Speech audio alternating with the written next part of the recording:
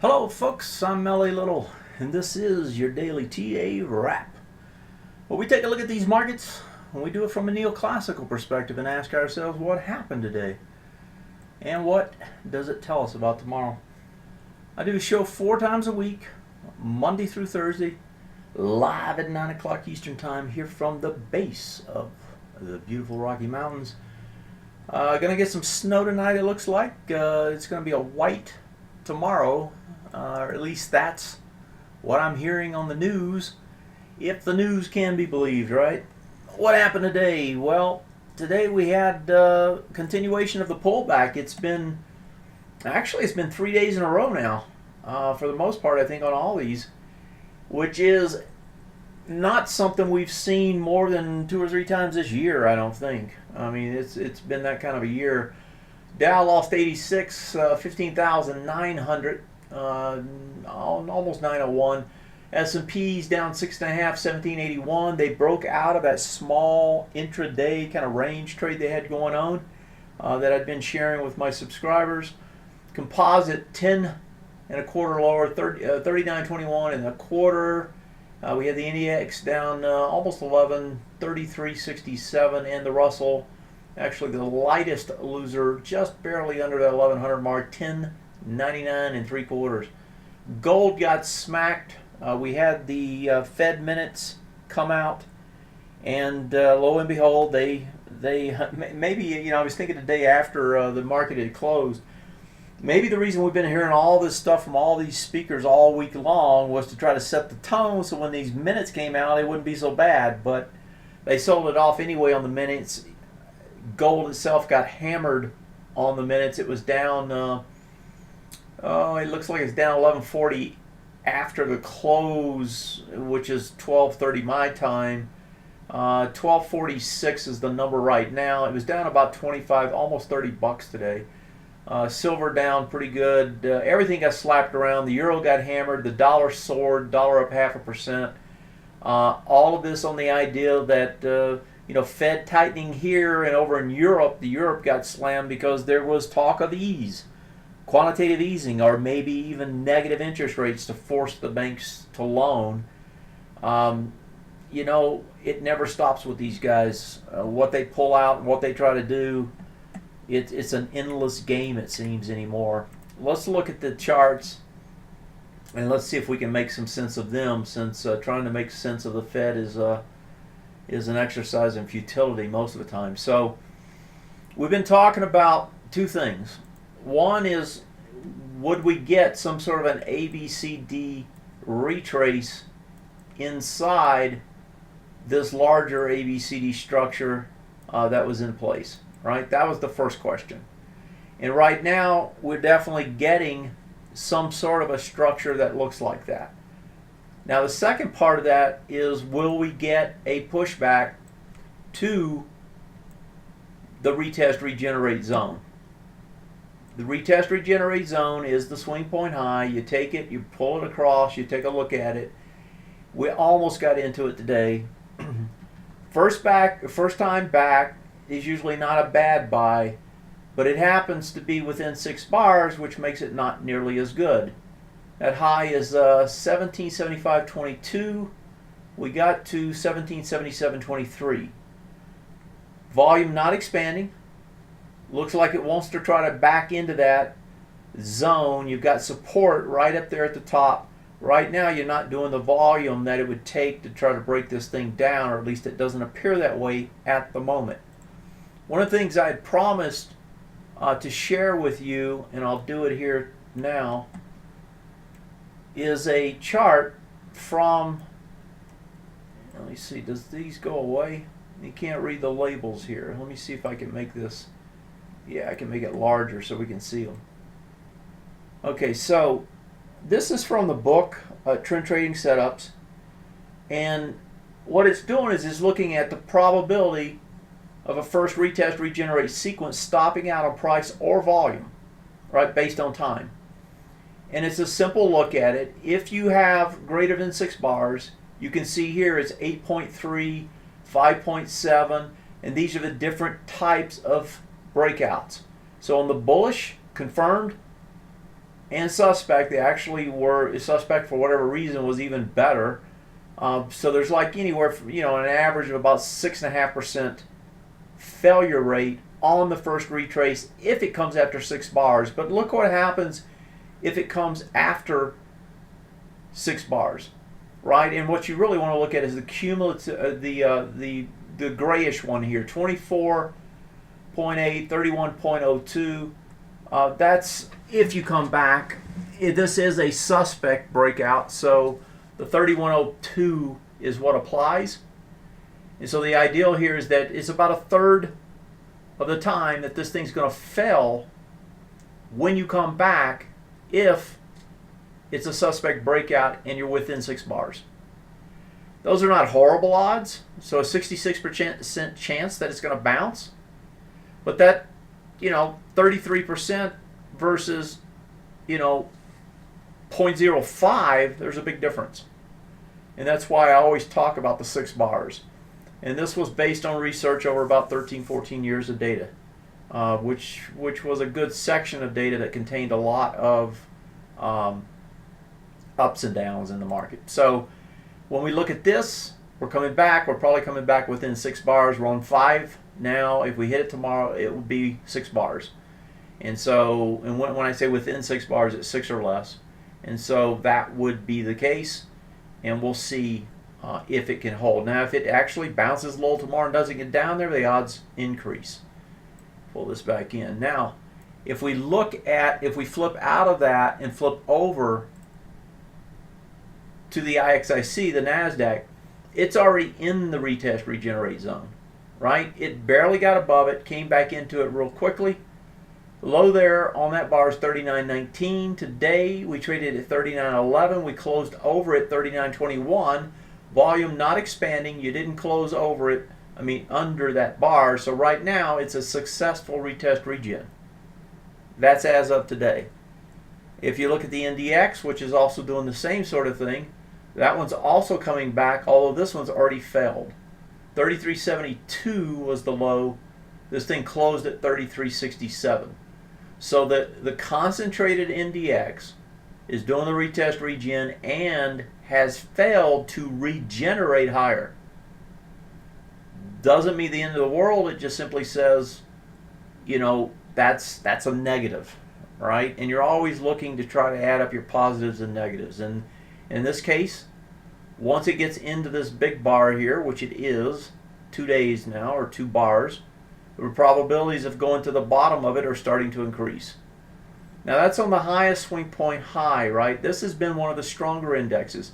Remember, these guys never tested their swing point highs from before, right? There's still a retest, regenerate way down here if it wants to go down there. So on the NDX, that's a possibility at this point. NASDAQ still held. If we look at the Russell's itself hasn't set up that, because it never got over it. And in fact, when you look at the Russell, the Russell's a whole different story, because the Russell, remember how we were looking at the XLF before and saying, okay, this has never made new highs on the XLF, and that was a negative for the market? Well, the XLF finally came back and made new highs. Well, everything else has made new highs, but the Russell hasn't. Now, the Russell went down less than everything else today, and it actually went under back over on the previous bar here, but the Russell has had negative divergence, is the terminology that's usually used for that, and it's had it for some time. It too is into the big bar. Remember, we had the big bar down Thursday, a little over a week ago. Now we've got, and then the takeaway bar. Now we've got price coming back into the top of that 2 bars now. That's increasing the probability. 2 to 3 bars, if you don't get out, you're going to try to seek the other side, and we're getting close. So tomorrow becomes a pretty important day, a very important day actually, for indications of how deep this little retrace is going to be. I wouldn't be surprised with this market to see this thing come right back out of here and work its way right back up. I mean, that's been the story all year long, so I don't think tonight you can just assume it's going to break down. On the flip side, you don't have any indication here to just go in and buy willy-nilly, right? Because you have the potential for a breakdown on the NASDAQ composite. You've already had divergence now for quite some time in the IWM. You have the NDX, which has already fell on the regenerate. The strongest 2 indexes, SPX coming back to do a retest regen, Dow Jones is a long way away from it still. Okay? So my take here, if you're asking my opinion just looking at the indexes, is that we're going to get that SPX to probably come back in. How deep, I'm not sure, but come back into this bar, do a retest, and probably regenerate higher. I would think maybe about 1775-ish, 4-ish, somewhere in there is probably where it's going to try to get to. And it probably tries to do it first thing in the morning. We may even gap down in the morning, depending on what overseas does. That would probably be where they step back in, they do a buy, and then the bounce will tell us what's really going to happen, right? Because you're always trying to measure, are you at a top or not? And the only way you can do that is you got to get a retrace. If that retrace becomes extremely deep, then that kind of answers the question short term. But if it's shallow like it has been so far, and it has been shallow, I mean, we're talking about a market that's up anywhere from 25 to 30%, depending on what index you're looking at, and we're only off 1.5% off the highs. So this is not like, crushing numbers yet. So at this point, I mean, if you pull it over here and look at the weekly, I mean, this thing is, it's like it's not even moved, right? I mean, look at this. We got a little big blip up here. So, we're a long way from anything serious, but you're always trying to measure, where you're at and what it's trying to do, because in this particular case, you got to break out. You're wanting to buy the retrace, and you've got to try to measure where that retrace is going to go to. Let me see if we have anything. I didn't really look at anything ahead of time tonight, so let's pop through the sectors real quick. I've got quite a few questions that were sent at me. I see another one here on the boards, so let me try to quickly get through this stuff. Okay, so let's just pop through them one at a time real quick. So start with the transports, pulling back into that area now, so it's back into these bars. I don't know, that looks fine. It's just coming back some, nothing big there. No volume escalation, nothing huge. Semiconductors really can't get anything going. Volumes hasn't been there on this retrace. Okay, so they're coming back in to support the last one. They broke through another one. They're at the last one here. You got multiple swing point lows. So one thing you always have to be concerned about is when you see these things starting to line up, right? And they are. They're starting to line up. You got two there. You got two more over here. You know, because if this thing starts to break through these, it can escalate. So if you get an escalation through here, that's going to be a problem. And more than likely, why you're seeing this NDX struggling is that this thing can't move, and this is probably a third of the NDX at least, if you add them all up. So semiconductors, though it's not breaking down yet, it's in danger zone. The materials, basic materials coming back in. Now it's coming in to do the retest regen. Volume coming back 4.7, 5.1, 5.4. So this looks to me like so far this is probably going to hold. Just realize that the retest regens are fairly broad, right? There's, like in this one, it's from 44.36 down to 43.57. That's 80 cents on 0.4. That's 2%, right? That's a fairly large move. So far it looks good. It looks like a good retest regen going on. Energy was trying to break out this morning. It was the strongest, and it gave it all up, and still can't break out. You know, so it's doing its retest regen continuing. So both of those are still retesting regen. Volume expanding there. That's not particularly good. Of course, this one has been struggling. The energy has been struggling more than any other sector other than the XLP, XLU for a while. Okay, we broke swing point highs on the XLF. Didn't want to give it up. Today it started to. That high is 2104. We got to 2102, closed at 2109. Did 318 back into 350 to 315, so slightly higher, but 372 on the breakout bar. That, so far, looks like a good retest regen. So the theme I'm getting here as I'm going through these is that they're actually looking better in the sectors. The sectors are indicating that this thing's going to hold. XLI still looks fine. Let's look at XLK.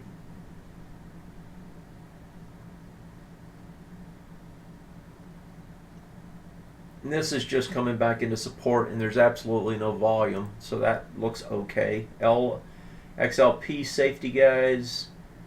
Okay, so they're back into the support zone with the big bar, and they're actually into the bar, it looks like. 42.70. And it closed over it. So they traded back into it. 42.73. No, they didn't. Not quite.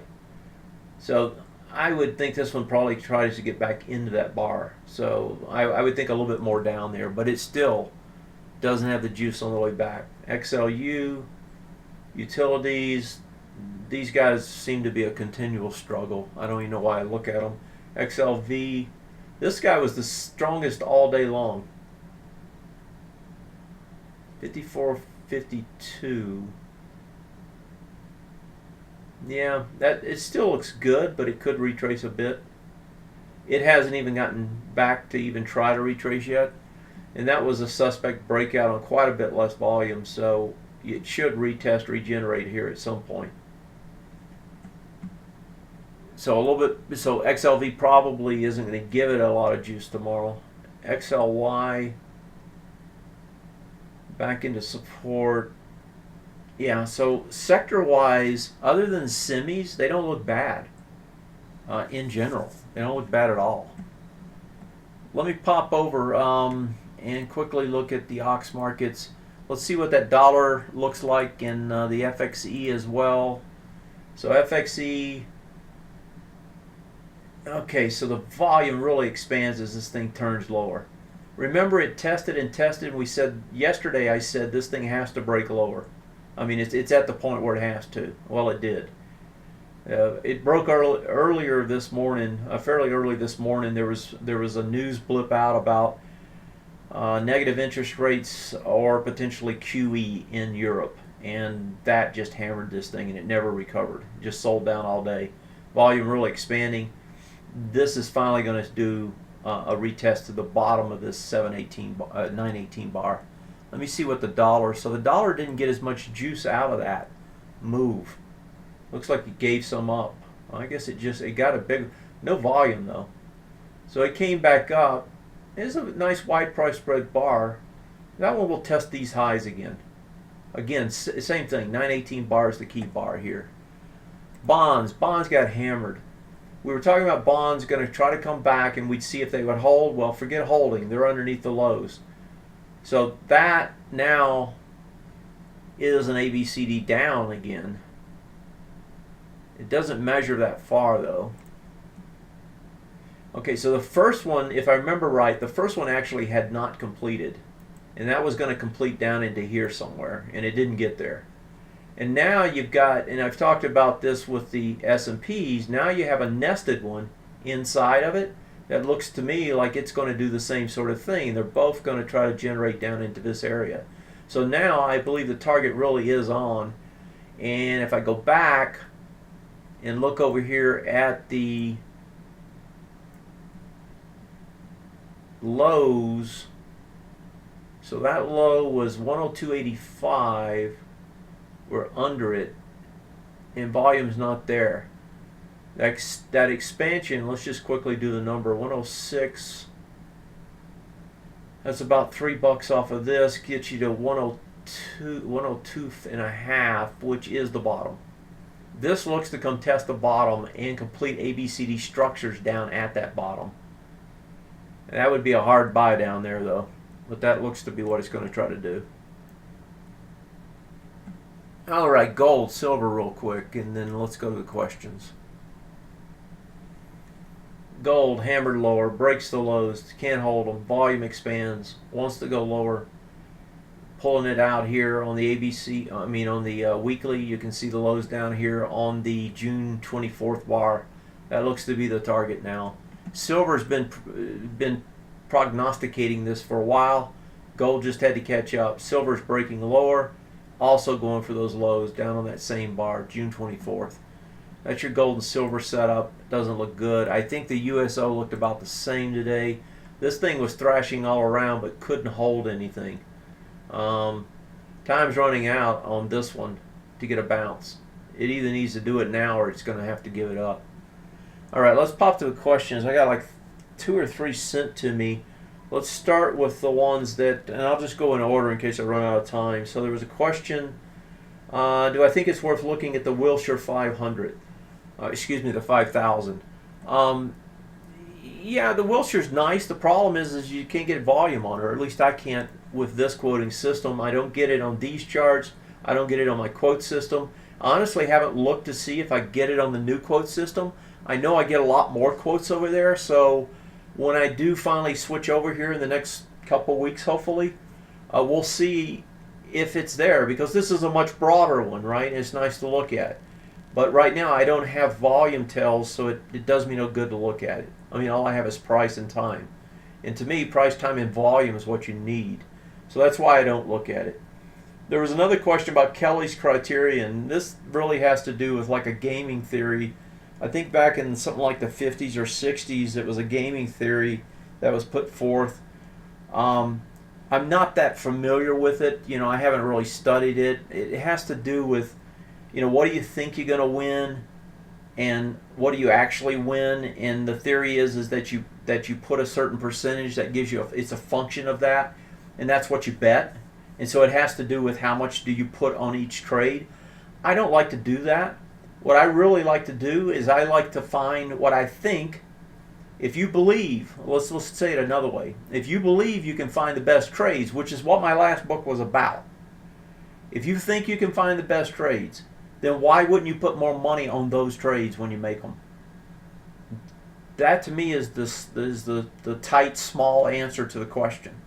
Why distribute it evenly amongst all trades? Are all trades equal? I don't think they are. And if that's true, then why do that? And so that's my answer to that question. Then let's pop in here and look at some of these stocks you wanted to look at. So one of them is PCOM.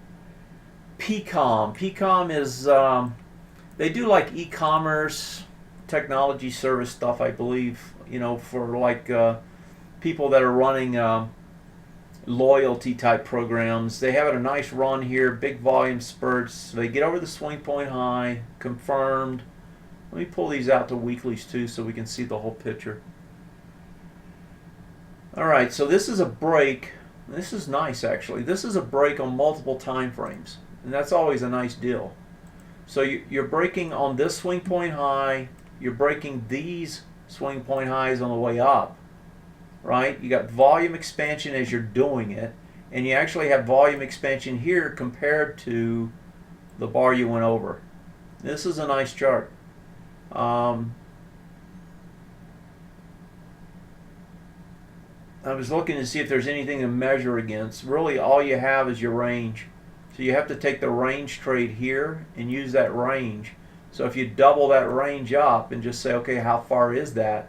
Right, that becomes your target right up in there. So, and that to me looks like about, we can do the numbers real quick, but that looks about like 25 down to, I'll take this one, that's better, 25 to 20, that's about 5.5. Add it back is 30.5. You're trading at 26.5, so maybe another 5 points on this. You know, it's already had a nice straight run though, so you're going to have to be a little patient. You're going to have to trade it off the weekly. Another one that was asked about was Zone. Zone is a technology company. They're actually communications networks. I'm actually familiar with them.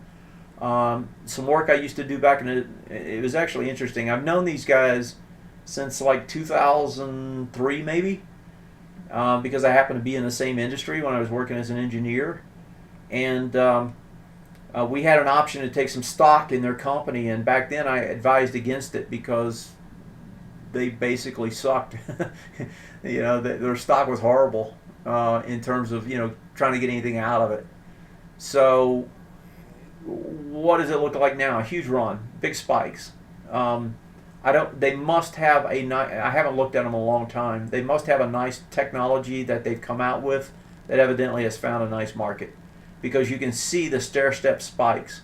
I actually wrote about this on the front page today. If you didn't happen to see it, you might check it out. But you're getting these stair-step moves, and I was talking about this, and what you'll do is you'll get another range now up here somewhere off of this one.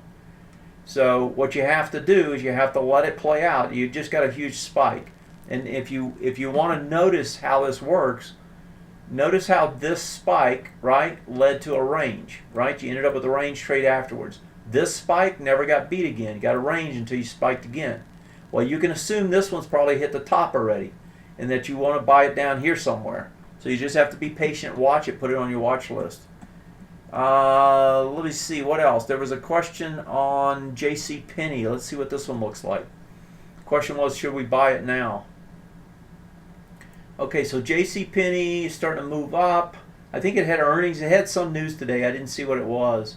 Okay, so you're coming back into this bar and you haven't gotten over it. That's what this resistance zone is. You know, if you're going to do anything with this, make it get over this bar. You know, I would not buy it unless I got over this bar, this big wide bar right here. And right now it hasn't. So that's kind of the short answer to that. This is an ugly trend, so I wouldn't be all that excited about it. Matter of fact, I'd probably like get over the bar and come back and buy it. But you know, I don't see a lot of opportunity here. And you also look like you just finished an ABCD structure too, right? It looks like there was one. Looks like there was one right from here to there and back, right? Looks like it just finished. Okay, questions in the room here. Cores. Let's see what cores looks like. Cores, and what's the other one? That's it. So let's pop into cores and try to grab this one. And so the question here is cores less likely to regenerate given that this is the second retest of the breakout bar? Yeah, it is less likely. And so here's the so this is a good pickup, and you're absolutely right. And a lot of times people don't realize that scenario, right? But you had swing point highs here that were broken. Here's your breakout. You see it here. There's your retest regen off of it. Now you're coming back the next time. There's actually another graph I could share with you. I'll share it tomorrow that talks about this because I also looked at these things. Now the nice thing about this is you went more than 6 bars before you came back. I never did the work on that. I suspect it helps, but you are doing your second retest regen. I do have data on that, and yes, it gets a lot less likely to hold. The second one is not quite as bad. 3 and after, forget it. It's horrible. Next question. Oh, no more questions. It was just a comment. Mr. Ralph says, "Amen, brother. Trend trading setups will explain how to find the best trades." Yeah, it does, honestly. You know, trading is about time, price, and volume. It's hard to put time into things. And one of the things I worked very hard at was finding an algorithm or finding a system that allowed me to incorporate time. And I did it in 2 ways. One was off the retest regen. The other was off the MTTFs. In this market, MTTFs haven't mean a lot. I mean, they're stretched. All the as a matter of fact, if you look at these guys, and let me pull up the SPX real quick, and then I'm going to call it a night.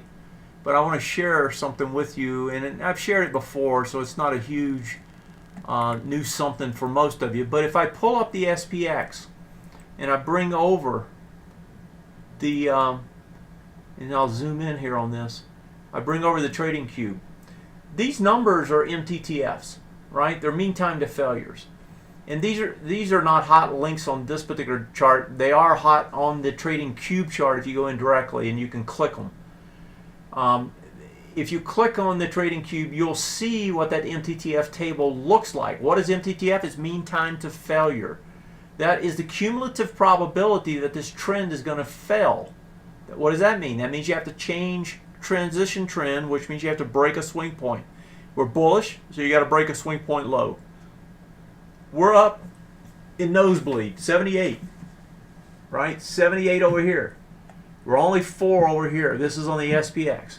What does that tell me? That tells me we can go on this time frame, we can go a bit longer. But folks, we're getting long in the tooth. Very long in the tooth. And one of the theses I've been putting out there is that if we do get this run into the end of the year, right, the probabilities of next year having a tough year, I think, are pretty high because we're very stretched. We've been up for a very long time. And you've got to get some sort of transition. And that transition on these time frames, if you're going to get it on the monthly, it's not a small transition. I'll pull this chart over to end it tonight. This is the monthly chart on the S&P 500s. Where is your lowest point? Well, it's way back here at 1426. Now, fortunately, it's going to change to this one before we ever get there, which will mean 1560 will be the mark. We're at 1800. That's 240 points we got to lose to transition trend. Okay, so that's the situation. It's a tough thing to get too excited about. Zach, EDN. Oh, I missed these EDN. That was a question actually that was mailed to me. Let me hit that one real quick. I promise I'll let it go after this one. So let me pop back over here, throw it in, EDN. Let's see what it looks like. Okay, EDN. This is Imprecio. I can't even pronounce this. This looks like it must be Argentina. It looks like a utility from the trading cube. Wow, this is hard to read. I'd let it come back to the support zone into this big bar on the bottom if it will, and try to trade it higher from there.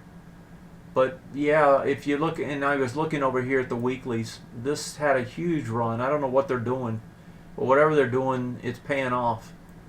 So yeah, it's a good looking chart. I would just try to, you can see though there's a lot of volatility here for some reason. So I would be a little careful, let it come back in a little deeper so that you can put your stop pretty tight. I got to go, folks. Thanks a lot. Take care. I'll see you tomorrow, and we'll wrap up the week. Tomorrow's a big one. They've got to find a way to jump this thing, jump start it. If they don't, we're going to get a much deeper retrace, and we're probably going to set up another range trade. Right now, you can keep going higher if you can bounce it. If not, probably range trading for a while, which will kind of blow the whole thesis into the end of the year probably. Have a good one. Good night, folks.